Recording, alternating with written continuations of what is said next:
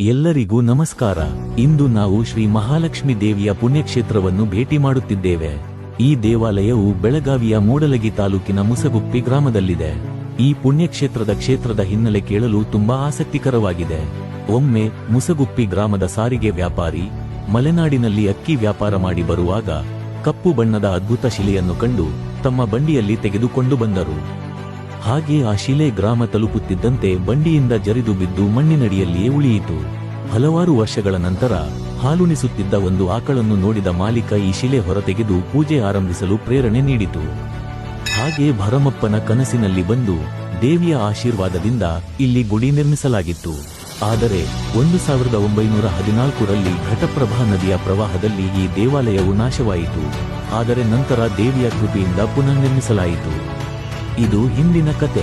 ದೇವಿಯ ಆಶೀರ್ವಾದ ಸರ್ವವಾಗಿ ನಮ್ಮ ಜೊತೆಗೆ ಇರಲಿ. ಧನ್ಯವಾದಗಳು.